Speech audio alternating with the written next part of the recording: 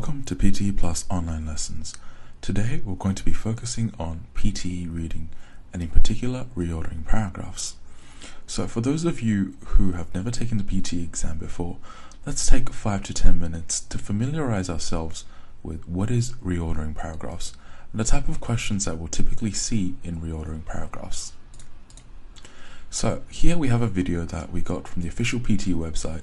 The official PTE website offers these sort of short explanatory videos that sort of explain what the question is. So let's just take a few seconds and watch this. Reorder paragraphs. For this item type, you need to restore the original order of the text by selecting text box. So you can see here that there are two boxes. The box on the left are the text passages in a random order, and the box on the right is the target order. So it's a correct order that we're moving these boxes into. So once you're done putting them into the right order, you can click the next button on the bottom right to go to the next question. Typically in an exam, you'll see between 2 to 3 different types of reorder paragraph questions.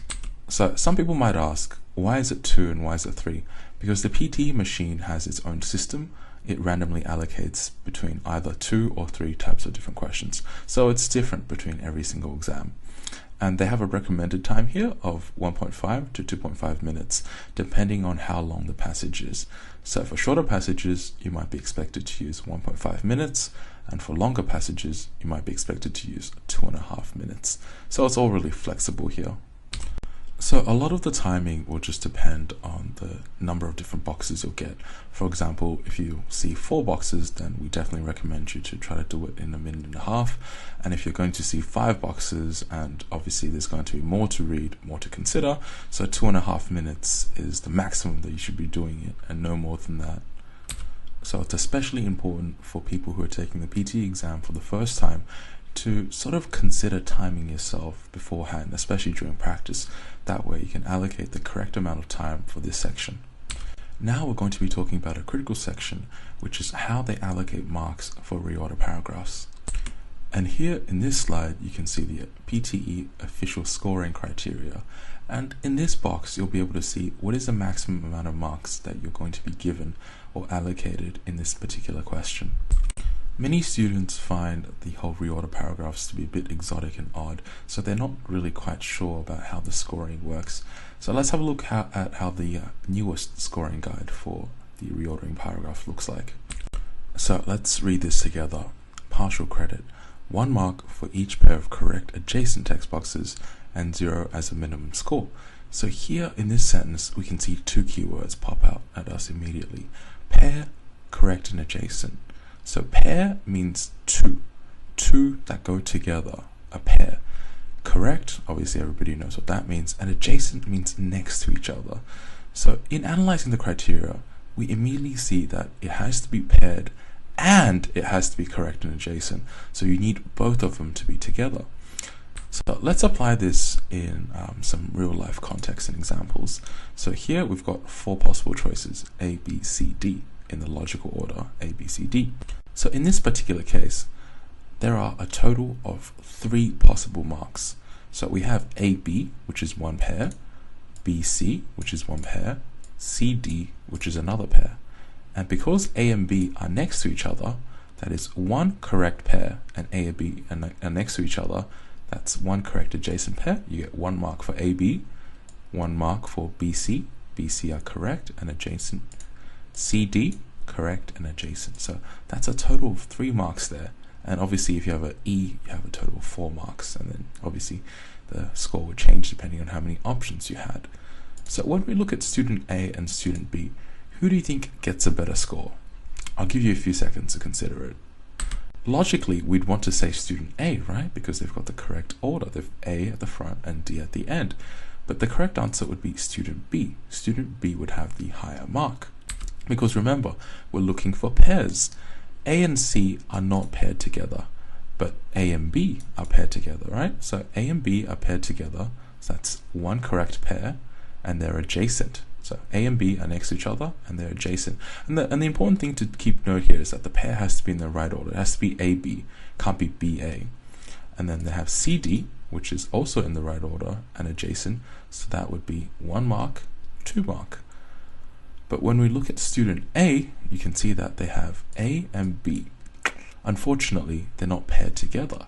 A and C are not a correct pair. Let's look at the next answer, CB.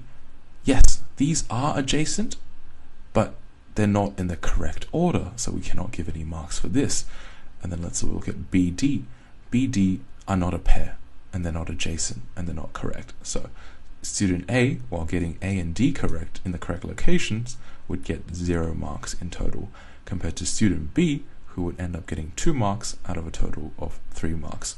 So in this scenario, it's quite clear to see that student B has scored much higher than student A. So to wrap up this, let's go back to the criteria. You get 1 mark for each pair of correct adjacent text boxes. So it doesn't say anything about putting each individual paragraph in the right place, but instead it focuses on the idea of a pair correct adjacent text boxes. So in this particular case, you can see that the PTE reordering paragraph isn't testing whether or not you can put each individual paragraph in the right place, but rather the relationship between the paragraphs. It wants to know if you can have this sort of cohesive, flowing order between the different segments. So what is the actual reason for this? Well, let's provide some analysis here, and let's use our experience to tell you why this is the case. In the PTE exam, what they'll often do is they'll often give you just a section, a cutout section of a rather long academic article or a newspaper clipping. And in this particular sense, the section you'll be provided will only be 100 words in length, or somewhere around 100. So in terms of the particular segment, there's no real beginning or end. So in order to correctly assess whether or not you can get marks for this particular section of the exam, what they do is instead of testing what you have at the beginning and the end, they're testing for the logical relationship and coherence between the different ideas. And it's through analyzing the relationships between the different sentences and paragraphs, they're better able to assess your comprehension ability and your ability overall to get higher scores in this particular section. Okay, so hopefully through analyzing the sort of marking criteria that we've been given and what they're looking for, we can avoid elementary mistakes like looking for the starting sentence and the ending sentence, which is habitual for most of us to do, and instead we can focus on correct adjacent pairs, which is looking at the relationship between sentences and using that to achieve higher marks. Now let's move on to having a look at some real sample questions from the PTE exam. So here we have a question.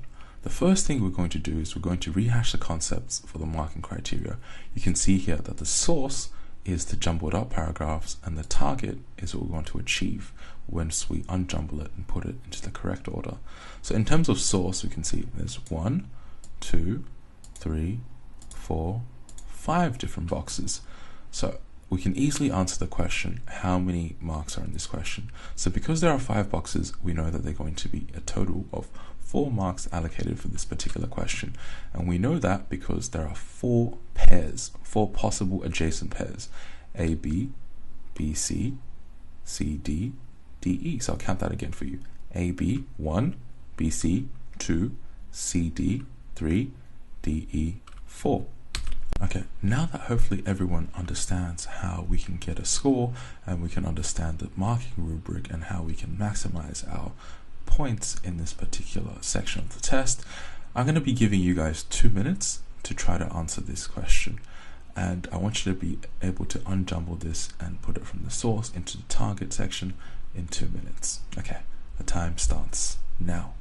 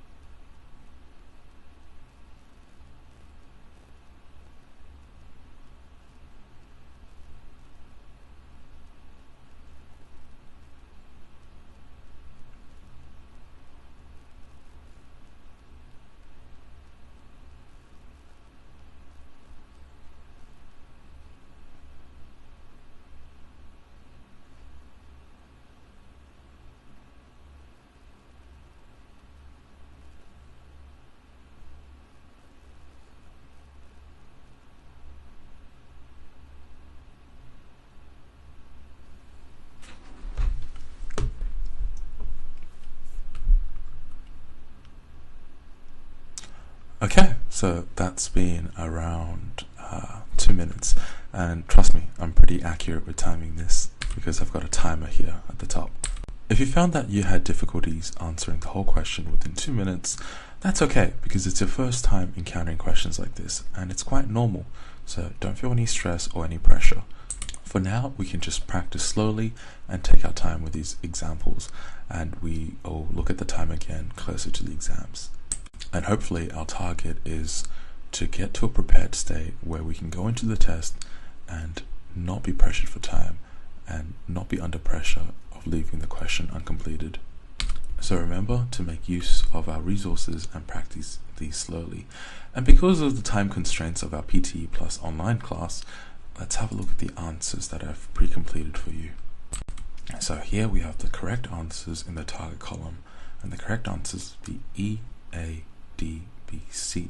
What I want everybody to do now is I want you to go and collect your answers, which you've hopefully written down on a piece of paper or on your computer, and let's compare it.